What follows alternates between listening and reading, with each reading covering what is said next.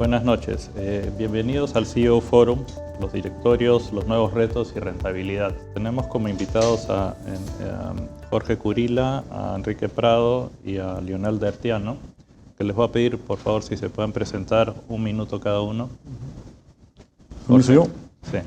Buenas noches, mi nombre es Jorge Kurila, soy presidente del directorio de Industrial Nuevo Mundo y de la operación minera Cobriza.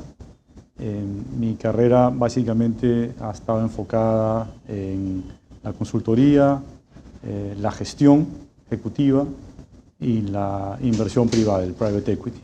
Y en los últimos años me desempeño como director independiente, ocupando cargos de director o de presidente de directorio en diversas empresas. Enrique. Muy buenas noches, mi nombre es Enrique Prado, soy presidente independiente de la compañía Serpost, ¿no? Los servicios postales, y también estoy como director independiente, presidente del directorio independiente de la empresa de generación eléctrica Machu Picchu S.A., más conocida como EGEMSA. Mi carrera ha sido en banca de inversión inicialmente, tengo un MBA por la Universidad de Cornell y posteriormente a eso he pasado por varios sectores, ¿no? Como tecnología, seguros, y ahora estoy en el tema de consultoría y directorios. Mi nombre es Lionel Dertiano, actualmente me desempeño como presidente del directorio del Banco Pichincha. También soy director de Asbank y manejo 6-7 empresas de tamaño mediano. He apoyado diferentes empresas a lo largo de mi vida, tengo más de 20 años en banca y siempre dispuesto a aprender cosas nuevas. Perfecto. Bueno, yo soy Pablo Moreira, soy socio fundador de Cubo Estrategia y Finanzas y también soy director de varias empresas como Nexa Perú, Bari, Frenosa, Arie, y estoy en algunos comités de inversiones. El tema es nuevos retos y rentabilidad. Y quería empezar con una pregunta, un par de minutos cada uno. Dado este mundo que está en constante evolución, ¿cuáles consideran que son los principales desafíos actuales que enfrentan los directorios en donde están para garantizar la rentabilidad de sus organizaciones? Quizás empezamos por Lionel. Yo creería que es un reto que es constante, pero es tratar de entender dónde está el mercado y con quién compites. Es esencial saber hacia dónde quieres ir, y esa es la parte sencilla, saber a dónde quieres llegar, pero en un mercado pero tan cambiante, con tantas diferencias que se dan en el día a día y tantas crisis que nos tocan apagar, es complicado. Y las crisis no solamente son externas de otros países o internas, sino la propia competencia a veces te hace tomar decisiones que en otro contexto no las tomarías. Entonces, hay que ir balanceando y asegurarse de tener, como saben, los costos más bajos competitivos, porque al final es lo único que uno puede controlar. Los ingresos están ahí para los que sepan leer el mercado, pero no necesariamente es tan fácil, ¿no? Enrique, ¿cómo ves el tema de la rentabilidad? Entre los principales desafíos que veo para los directorios están en el ámbito político. O sea, tenemos una inestabilidad política que, digamos, el largo plazo ha sido básicamente erradicado de todas las proyecciones empresariales. Se mira mucho el tema del corto plazo porque no sabemos qué puede pasar, ¿no? Lo mismo con la inestabilidad jurídica, ¿no? Tenemos leyes que este Congreso promueve que no son muy favorables para el empresariado, por decir lo menos, ¿no? Creo que otros aspectos que también son un desafío son los aspectos tecnológicos, ¿no?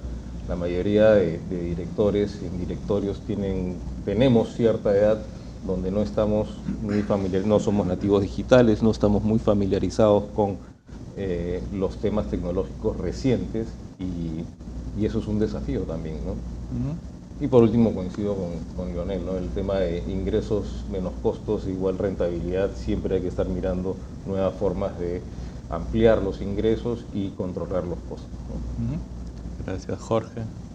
Sí, un poco en la línea de lo que los colegas han comentado. Yo creo que los desafíos siempre han estado. Quizás hoy día la diferencia es la velocidad con los que esos desafíos se presentan y son cambiantes, ¿no? En términos de los entornos en que operan las empresas, los mercados a los que atiende, la tecnología, la política, las influencias externas, evidentemente generan cambios y dinámicas mucho más aceleradas que quizás en el pasado. Y creo que eso obliga inmediatamente o continuamente a las empresas a estar mirando qué palancas de valor tienen para activar o desactivar en función de lo que está pasando hacia afuera. Y esa es una introspección continua que lleva a cambios o requiere de cambios importantes en corto, mediano y largo plazo. Entonces es una agenda mucho más compleja, más rica, más dinámica que lo que quizás pudo haber sido hace 5, 10 o 15 años atrás. Perfecto. Quería pasar, digamos, al tema de la sostenibilidad y la responsabilidad social empresarial.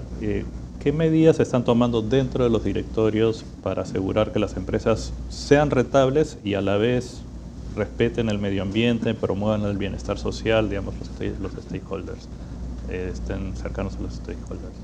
Sí. Quizás empezamos por Jorge. Mira, la pregunta es muy buena. Y estando hoy día a la cabeza de una organización minera, es claramente uno de los principales temas en la agenda del directorio y de la presidencia del directorio, por no decir de los accionistas. Y el abordaje que estamos tomando en este caso particular es el de entender la responsabilidad social, primero porque si no tienes paz social, no puedes operar. Es así de directa y dramática la relación. Pero más allá de comprarte la paz, que quizás puede haber sido una forma de operar en el pasado, el abordaje que hoy día estamos tratando de implantar es el de, sí, hay que tener acuerdos para poder operar en ese día a día, en ese corto plazo, pero nuestra obligación la vemos como la de realmente sembrar una serie de iniciativas que el día que no estemos pueda uno mirar hacia atrás y decir, hay todavía un desarrollo social que continúa.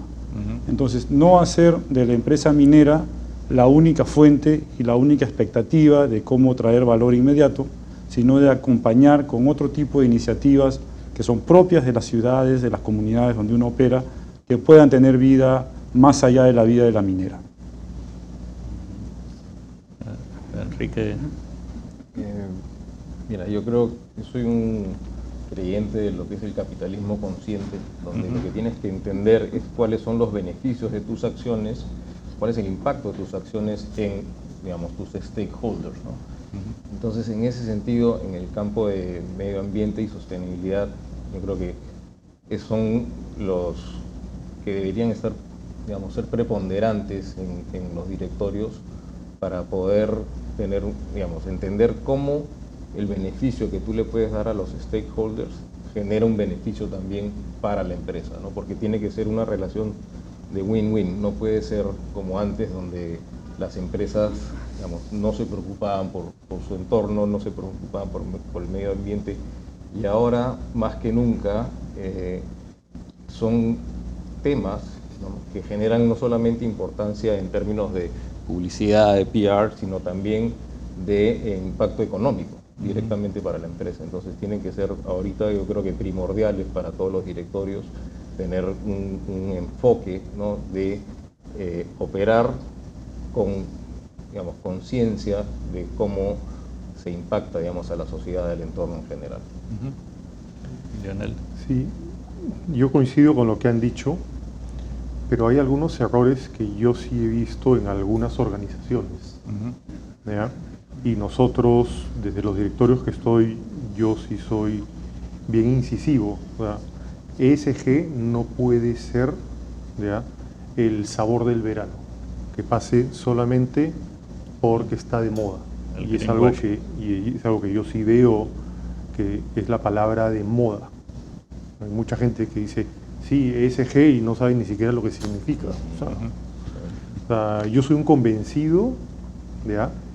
Que el tema de governance tiene que ser sumamente estricto y tiene que calar en toda la organización. El environment y el social tiene que estar, pero no tiene que estar como un capítulo más de un libro, sino tiene que estar en cada capítulo. Porque crisis van a haber, han habido y van a seguir habiendo. Y cuando las cosas se ponen complicadas, lo que termina pasando es, tienes que mantener la sostenibilidad, sí, la sostenibilidad de la empresa. Y si no tienes metido el ESG en cada una de tus actividades, ¿ya? Va a ser lo primero que vas a soltar. Y vamos a regresar a un círculo que es vicioso. Es como, ¿han visto un perro cómo se muerde la cola? Así es. O sea, en eso vamos a terminar. Entonces, si nosotros desde el directorio no promovemos de que esto esté incluido en el ADN de la operación, de cómo se hace, nunca vamos a salir y lo vamos a terminar haciendo por palabras de moda. O sea, en eso estamos nosotros, ¿no? En asegurarnos que esté en el ADN de cada cosa que se haga en la empresa. Y hacia eso el directorio está, o sea, es bien cuidadoso y bien fregado, por decirlo, en asegurarnos de que esté ahí. Sí, y ustedes están en directorios de distintos sectores, digamos, en banca, en minería, en energía, y ese es un tema crucial. O sea, no va a haber rentabilidad si no estás bien con tus stakeholders. Sí. Tal cual. Y bueno. Y sin perder de vista la sostenibilidad de la empresa y la rentabilidad, porque si no hay, Si si no no hay hay rentabilidad, sostenibilidad de no hay empresa, mucho que no sostener hay- tampoco. No hay empresa, exactamente. Ya se dejó de ser responsabilidad social como era antes, ¿no? Que eran donaciones. y más. Exactamente. Exactamente. Ahora ya es entender, digamos, cuál es tu impacto. Y quizás para complementar, y de repente esto es polémico, pero en mi experiencia, el grado de interiorización de la importancia de los conceptos de ESG nace de los accionistas.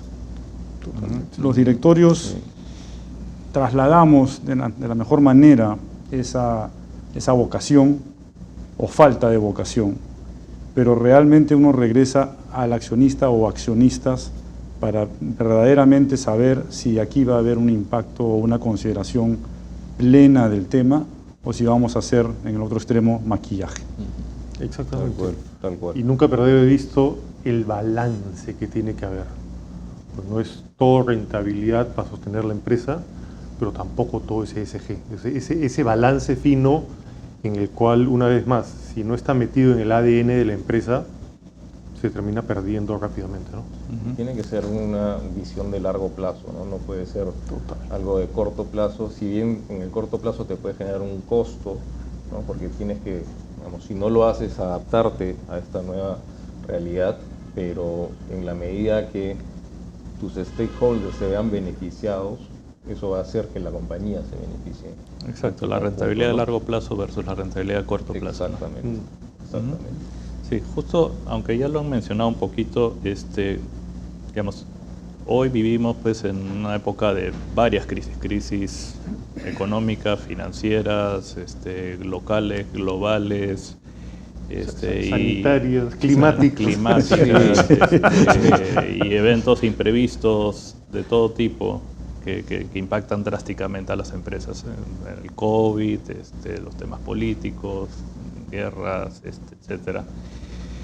¿Qué estrategias se implementan en los directorios para asegurar la rentabilidad y la supervivencia de las organizaciones en el tiempo, digamos, en estos tiempos de incertidumbre, ¿no? Porque, digamos, antes se pensaba a los 80, 90 en el trimestre, ¿no? El quarter, ¿no? Ahora tienes que pensar más a largo plazo, a pesar de que uno no tiene mucha visión de largo plazo, ¿no? El largo plazo puede ser 3 días, 30 días, Ha cambiado. 6 meses, ¿no?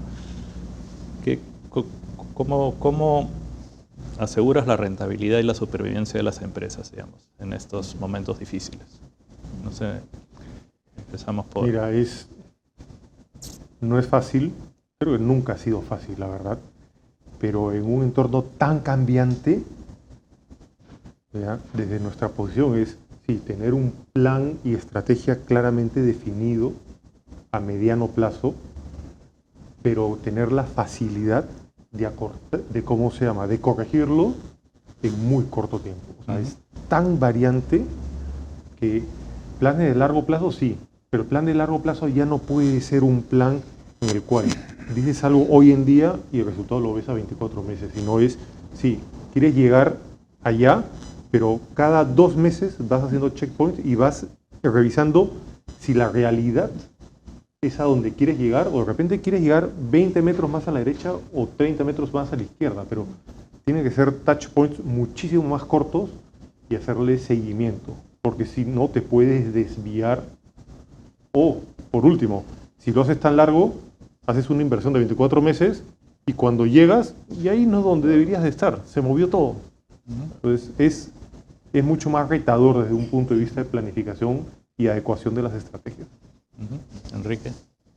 Yo coincido plenamente con Leonel y creo que bueno, lo que estamos haciendo en los directorios es una planificación puntual, ¿no? Antes tenías una planificación general, como he mencionado, ¿no?, mirando los resultados financieros en el quarter, los riesgos se veían más a nivel, digamos, financiero, cómo iban a impactar en los ingresos o en los costos puramente. Y ahora lo que estamos viendo es una planificación puntual, ¿no?, ante justamente los riesgos de desastres naturales o de eventos imprevistos. Entonces, oye, ¿qué pasaría si hay una nueva pandemia y cómo afectaría los ingresos y los costos de la compañía, ¿no? ¿Cómo afectaría un cambio en la política de gobierno si sale una opción, digamos, totalmente contraria al empresariado, ¿no? Una opción, digamos, comunista, por ponerlo en un extremo, ¿no? Un tipo como Antauro Humala, por ejemplo. ¿Cuál sería el impacto que podría generar eso en las operaciones de la empresa, ¿no? Entonces creo que con esa planificación más puntual y ponerte en escenarios particulares te hace, digamos, te genera rutas que puedes tomar. Siempre va a haber inestabilidad, ¿no? Ahora el entorno es VUCA y tenemos que tener esa visión de volatilidad, incertidumbre, complejidad. Y si no se tiene esa mentalidad ahorita, como dice Leonel, o sea, el largo plazo se convierte en corto plazo y la sostenibilidad de la empresa, que es a largo plazo, se puede ver comprometida, ¿no? Jorge, en un sector minero que no hay forma de ver tan cortos plazos, porque la minería siempre es a largo plazo, ¿cómo lo hacen? Sí, y no solo en un sector minero, diría que en general, en agricultura empresas, también, en la industria. En la industria. Complementando lo que ustedes acaban de decir, que coincido plenamente, yo agregaría un tercer elemento y es liderazgos. Estamos permanente y activamente asegurándonos de que contamos con liderazgos pragmáticos, flexibles, que pueden adaptarse a los entornos según el viento va soplando de un lado a otro, pero sin perder la brújula.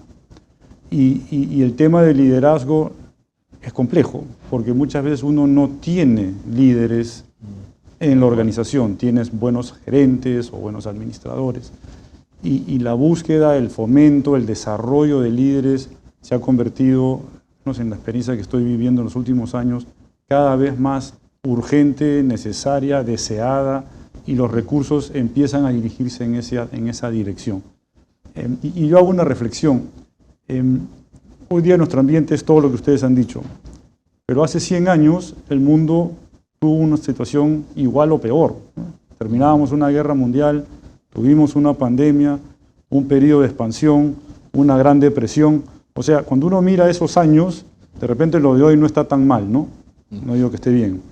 Y igual surgieron líderes que pudieron sacar adelante el mundo, las empresas, las sociedades.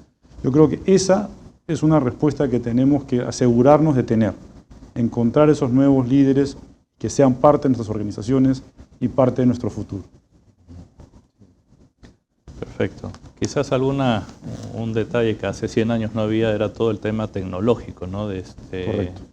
Y, digamos, en este entorno de rápida evolución tecnológica y de disrupción digital, ¿cómo pueden los directorios fomentar esa cultura de innovación en las organizaciones para mantenerse competitivos y rentables a largo plazo? No sé quién quiera empezar, quizás Enrique. Yo creo que capacitándonos en los directorios, ¿no? Como dije anteriormente, la tecnología avanza a un ritmo tremendamente rápido. Los directores por lo general tenemos muchas responsabilidades y generalmente no somos nativos digitales. Entonces tenemos que aprender de estas nuevas tecnologías, ¿no? De todo lo que significa la innovación en las empresas y de alguna manera definir rutas si es que la gerencia no ha tomado o no está mirando temas como ciberseguridad, temas como inteligencia artificial, ¿no? Que muchas veces el día a día gana a la gerencia, ¿no? En términos de poder estar previendo o conociendo estas nuevas tecnologías. Entonces yo creo que capacitarnos, estar siempre al día, y capacitarnos no me refiero a tener un taller que siempre es bueno, pero estar, digamos, día a día, estar metidos en lo que es la tecnología, ¿no? Ahorita está de moda el famoso chat GPT y tenemos que usarlo, o sea, tenemos que saber cómo funciona, ¿no? Y cuáles son las bondades y cuáles son los beneficios y cómo se puede utilizar, ¿no? Esta nueva tecnología en beneficio de los intereses de la empresa para buscar la rentabilidad de largo plazo, como se está mencionando, ¿no? Lionel. Definitivamente tenemos la tecnología, lo único que nos trae es forma de hacer las cosas mucho más eficientes, ¿ya? Pero también hay un gran riesgo, que si no planificas y no tienes una estructura adecuada, ni sabes a dónde vas, te puede, desviar rápidamente. La tecnología es un medio para llegar a. Entonces, sí, tenemos que saber de la tecnología, tenemos que experimentarla, tenemos que todos entenderla. Pero desde el punto de vista de un directorio, creo que es esencial saber hacia dónde vas. Porque es bien fácil equivocarte, y me ha pasado y lo he visto en organizaciones. No, hagamos esto, hagamos lo otro, y perdiste 2 años tratando de experimentar nuevas tecnologías y te desviaste hacia donde querías ir por quedarte pegado con la tecnología. O sea, sí, la tecnología es esencial para lograr grandes eficiencias. Como directorio tienes que tener claro que tienes que ir experimentando, pero es el camino para. Entonces, el objetivo lo tiene que dar el directorio. Es esencial. Y para eso no solamente tienes que experimentar nuevas tecnologías, sino tiene que haber un cambio cultural de las personas. Porque como bien dice Enrique, nosotros no somos nativos digitales. Y los nativos digitales no tienen toda la experiencia ni el conocimiento que tenemos los más viejos. Entonces, ahí tiene que haber un cambio cultural que no es menor. Entonces, sí, tiene que haber un cambio cultural que adopte la tecnología para saber hacia dónde vamos. Yo creo que es de esa manera, no es al revés, no es la tecnología primero, sino la tecnología tiene que venir detrás de de la estrategia y del cambio cultural. Como yo lo he experimentado, y a veces funciona, a veces no, como todo. Pero Jorge. No, yo comparto la visión. O sea, para mí tecnología o las tecnologías son herramientas, son facilitadores, son agentes de cambio, pero no son un fin en sí mismo, ¿no? Son elementos que uno tiene que emplear y saber cuál aplica en el contexto para lo que tú quieres cambiar o hacer mejor. O sea, si no nos preguntamos qué dolor voy a resolver con esta tecnología, vamos a estar asumiéndola porque está de moda, ¿no? Como el ChatGPT, que hoy día todo el mundo usa ChatGPT para ver cómo le escribe 4 palabras en bonito. Sí. Pero ese no es el tema, ¿no? El punto es, si yo estoy en un entorno minero, de repente el ChatGPT no me sirve de nada, pero me sirve la automatización. Si yo estoy en un entorno industrial, de repente, o en un entorno agroindustrial, de repente me sirve mucho más la recolección y procesamiento masivo de data, porque si tengo 1 millón de arándanos sembrados, cada plantita es distinta y se comporta de manera diferente. Entonces hay que entender qué cosa quiero saber o hacer mejor y luego ver qué tecnología es la que más se aplica, corresponde, y ahí hacer como yo digo, la zambullida en profundidad para entender la potencialidad y cómo se despliega de la mejor manera. Sí, quizás profundizando un poquito más en la inteligencia artificial, que es, digamos, que es algo que está ya, que ya se está usando en todo el mundo. Más allá del ChatGPT, la inteligencia artificial en su conjunto, ¿no? Escuchaba que, digamos, en cuanto si te van a reemplazar la inteligencia artificial, yo creo que no te va a reemplazar a los que no sepan usar la inteligencia artificial, o sea, los que no puedan saber usar eso. Y obviamente está ganando protagonismo en el ámbito empresarial. Entonces, ¿cómo los directorios pueden aprovechar esa inteligencia artificial o esas herramientas para tomar decisiones más informadas que te lleven a más rentabilidad, por ejemplo? No sé si Lionel... Nosotros lo que estamos haciendo los diferentes directorios es, una vez más, inteligencia artificial funciona, sí. ¿Va a reemplazar al ser humano? No. Hoy en día yo no lo veo, sinceramente.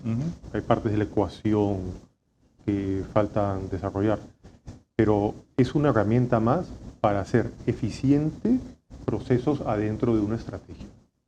Como por ejemplo, la inteligencia artificial para la estructuración de data, sí, para contestar algún tipo de reclamos que sean básicos o que estén dentro de una caja. O sea, para algunas cosas sí va a funcionar o no va a funcionar, está funcionando.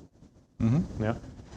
Pero no podemos caer en el error de inteligencia artificial porque es lo que está de moda. O sea, es una herramienta más adentro del toolbox que todas las empresas tienen que tener.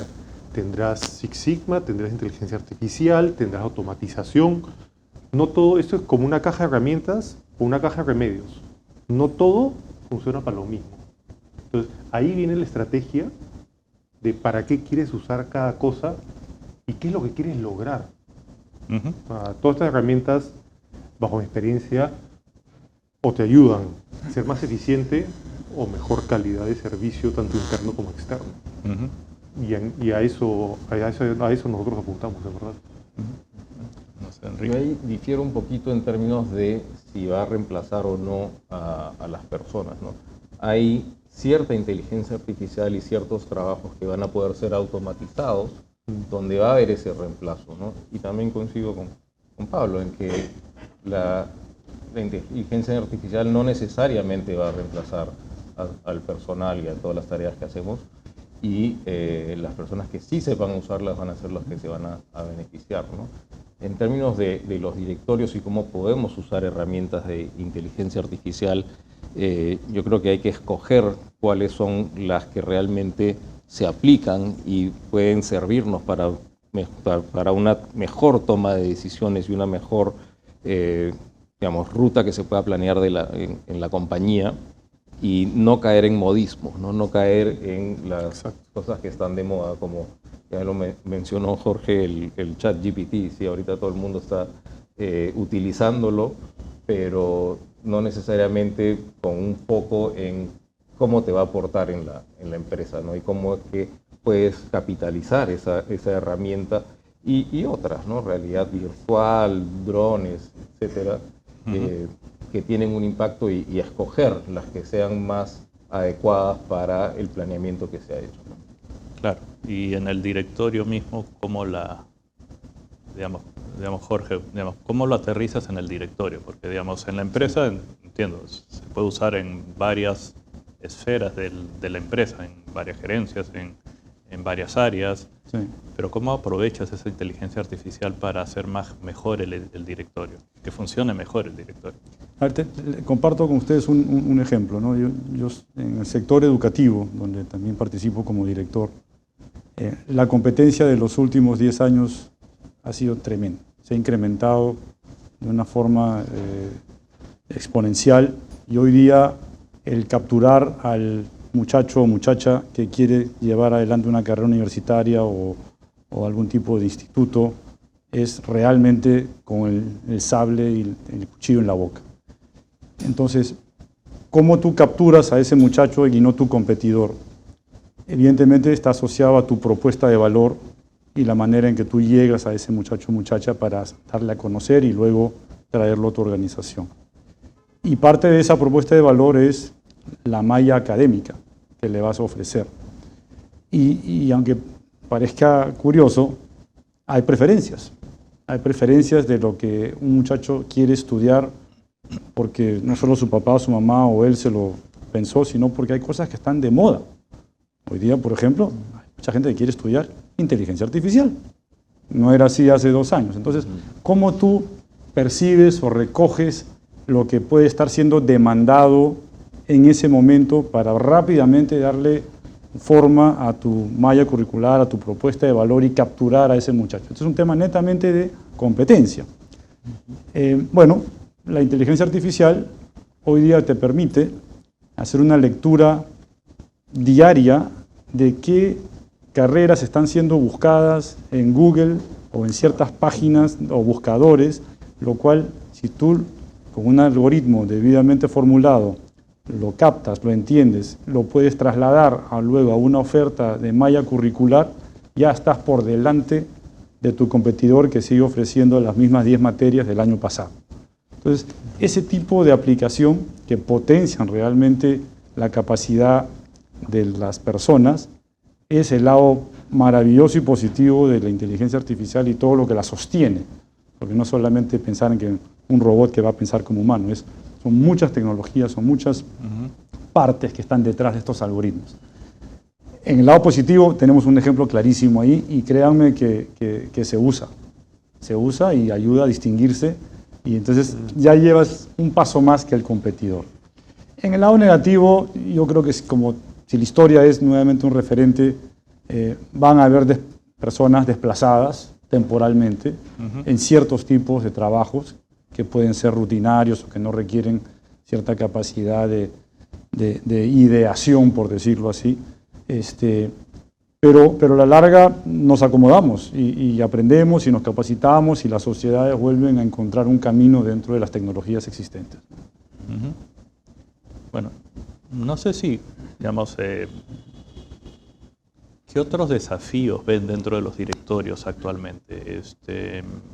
Desafíos que tengan que ver con la rentabilidad de la empresa, pero la rentabilidad de largo plazo de la empresa. ¿Qué otros desafíos están viendo en sus propios directorios? Yo cada día veo que uno de los mayores desafíos es conseguir talento. Conseguir talento, crearlo y mantenerlo. Es algo que con todos estos cambios necesita gente talentosa que guíe y líderes. Y cada vez veo más complicado cómo se llama tenerlos.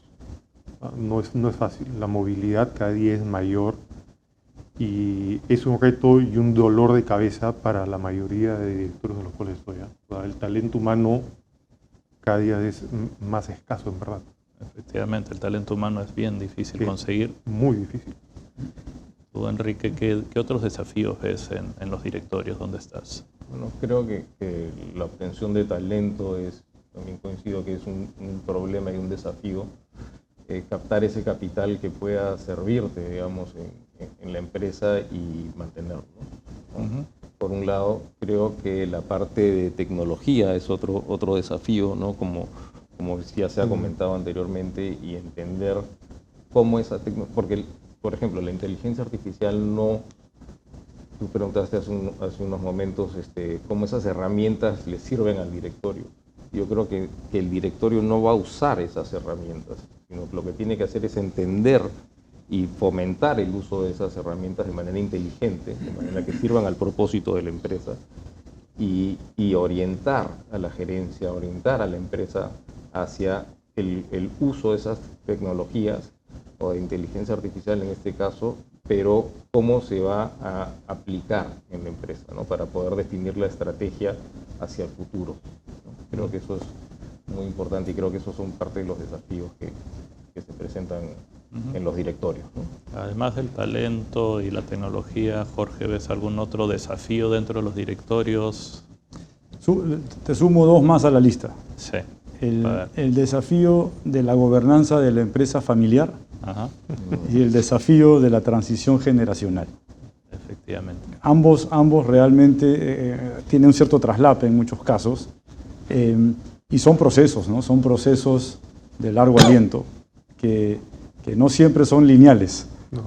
Pueden ser iterativos o circulares o imagínense cualquier forma que quieran darle, pero realmente son cosas que hoy día yo al menos estoy experimentando en varios directorios y que sí recojo y destaco la voluntad de los accionistas o las familias en las que participo de avanzar en una dirección de profesionalización, de gobernanza de prácticas internacionales, con todas las brechas, dificultades y lastres que se arrastran, digamos, pero sí veo que hay una marcada vocación y concientización de que si no se dan esos pasos, el futuro no es tan brillante. Y eso me lleva... porque justo conversábamos de eso antes de entrar al estudio de grabación, ¿no? Sobre el tema de las empresas familiares y cómo el líder o el fundador incide mucho, o el problema es cuando el fundador incide mucho en la empresa, digamos, sin poder delegar, ¿no? Ese liderazgo hacia las nuevas generaciones que vienen, ¿no? Y creo que es fundamental un plan de sucesión al interior de los directorios, y no solamente de largo plazo, sino de muy corto plazo. O sea, ¿qué pasa si fallece el líder de la compañía? O sea, se tiene un plan preestructurado de cuáles van a ser las decisiones que se van a tomar en torno a la empresa, al accionariado, quién asume ese rol. O sea, eso creo que debe estar planificado desde antes, ¿no? Así es. Esa es parte del ESG, así es, del governance, en el cual yo creo que las tres son importantes, pero el governance es fundamental, porque si no hay empresa, no hay forma que te dediques a, ¿cómo se llama?, a consolidar el E, que es el environment, y el social, si es que no tienes el governance. Pues sin governance no va a haber empresa, no hay sostenibilidad, no hay nada que lo haga. Sí. Sí. Y en ese governance obviamente está la profesionalización de los directorios en sí, ¿no? Obviamente las empresas familiares empiezan con o sin directorios, o con directorios que son todos familias o amigos de las familias. Comienza con el club de Toby. Exactamente. Entonces, digamos, ¿qué recomendaciones dan, por ejemplo, hacia esos directorios, ¿no? Digamos, hay directorios de empresas familiares, pero claro, también hay, Enrique después te va a preguntar el tema de las empresas estatales, digamos, que es otro mundo, ¿no? Pero en las empresas familiares, ¿cómo mejoras el governance con la profesionalización del directorio? O sea, yo creo que lo primero es, todo el mundo tiene que ser consciente, ¿ya?, que el club de Toby, que es el directorio de amigos del dueño, del fundador, te va a llevar hasta cierto nivel. Pero si quieres seguir creciendo, tienes que tener no solamente un club, sino tienes que haber gente que le haga challenge al dueño de la empresa, y a veces eso es bien complicado de hacer. Entonces, yo creo que de las discusiones alturadas y del intercambio de ideas es de donde sale lo mejor. Mucha gente no lo ve así. O sea, en el negocio donde estamos nada es personal. Entonces, uno tiene que estar dispuesto a recibir nuevas ideas, por más de que sea de alguien más. O sea, y así se construye. Jorge, no es fácil, ¿no? Exacto. Sí. Tú también estás en empresas familiares, Jorge.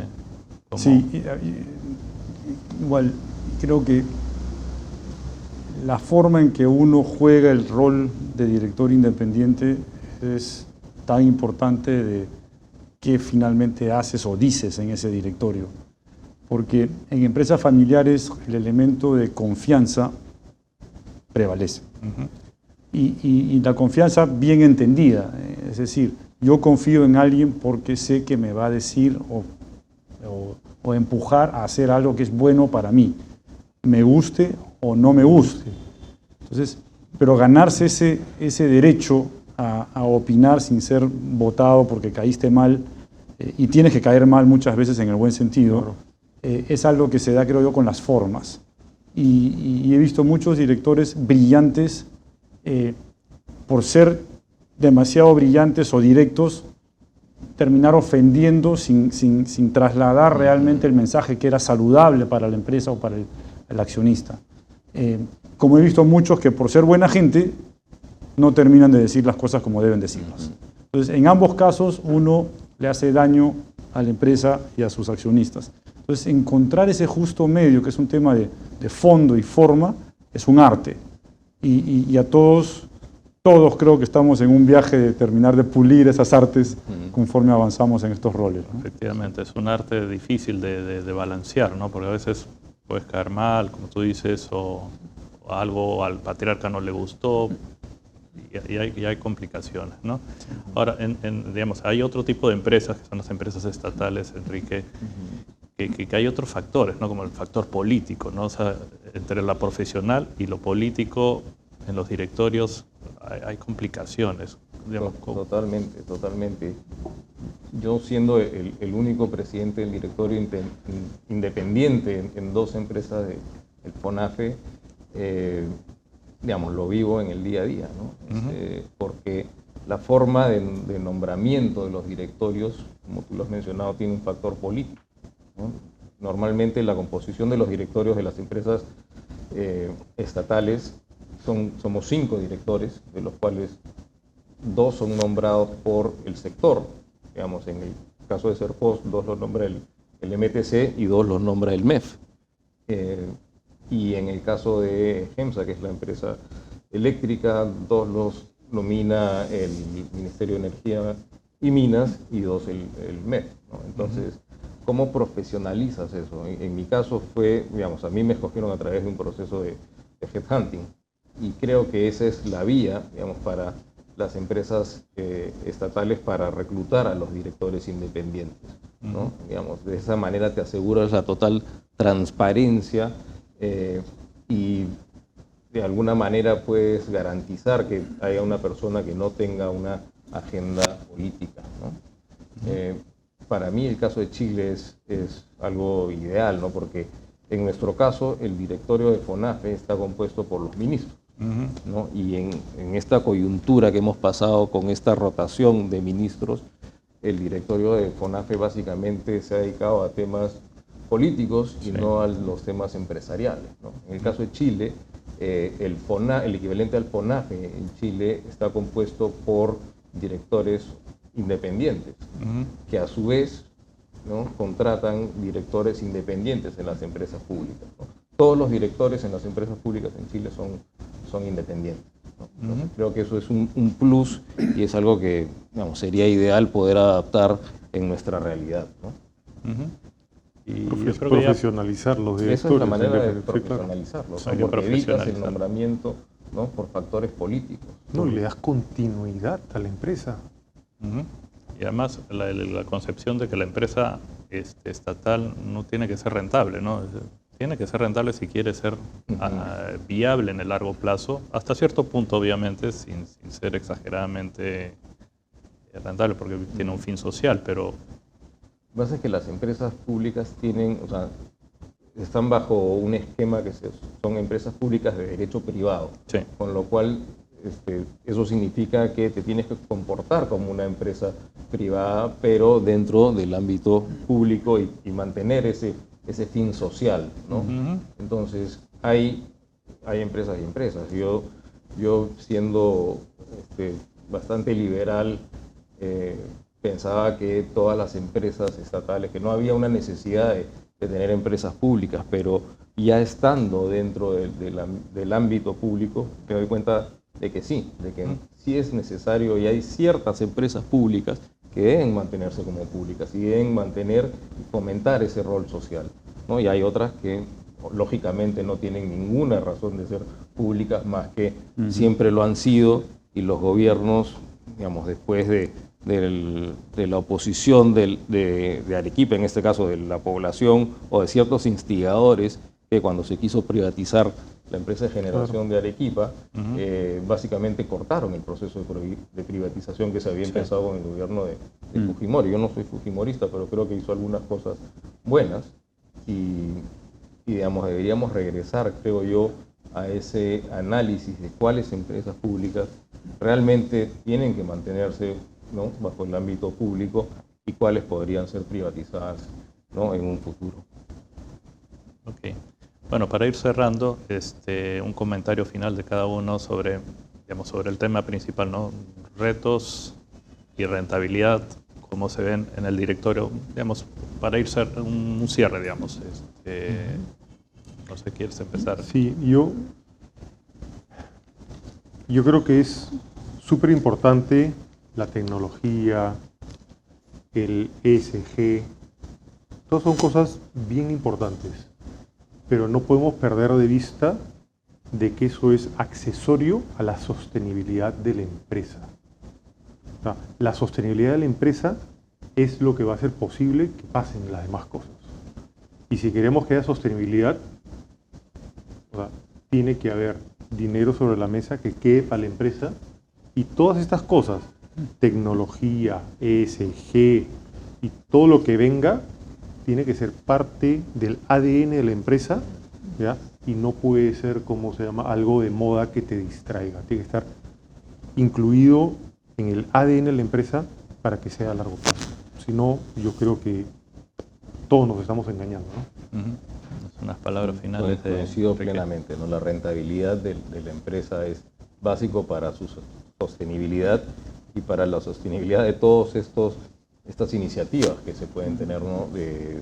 Digamos, ambientales, tecnológicas. Si no hay ingresos, digamos, son las primeras que se recortan, porque los ingresos tienen que enfocarse en cómo cubrir los costos básicos y no le puede generar, ¿no? Costos adicionales a la empresa. Entonces creo que rentabilidad es lo principal, y creo que hemos cubierto bastante cuáles son los retos principales, ¿no? que la empresa y los directorios afrontamos para mantener y lograr esa sostenibilidad en el tiempo. Jorge. Quizás para redondear una opinión sobre el rol del director o presidente del directorio. Yo soy de la opinión, y creo que hacia adelante debiéramos encontrar un mejor balance del director o presidente que participa de una manera, vamos a decir, estándar, versus el que se involucra más y se acerca más al negocio sin interferir evidentemente con la gerencia y la ejecución, pero que no se queda solo en las 3 o 4 horas de la sesión mensual o trimestral. Creo que estar más cerca a través de comités, estar más cerca a través de conversaciones puntuales con miembros de la gerencia, con otros directores, con otros expertos, creo que hoy es necesario por las dinámicas que hemos conversado, y porque además creo que uno entrega mucho más valor cuando tiene más conocimiento y cercanía a lo que pasa, versus cuando uno solo viene y de 10.000 pies de altura da una visión panorámica. Eso está bien, pero creo que no es suficiente, y hacia adelante tenemos que hacer un poco más. Bueno, muchas gracias, Jorge, Enrique, Lionel, por sus comentarios.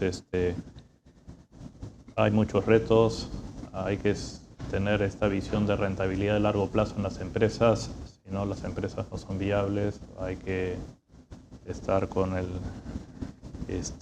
nuevas tecnologías, el ESG es importante, pero digamos, el rol del directorio pues es importante para que cualquier empresa pueda subsistir en el tiempo, más allá de la familia, más allá de quién es el dueño, y la profesionalización de los directorios también es importante.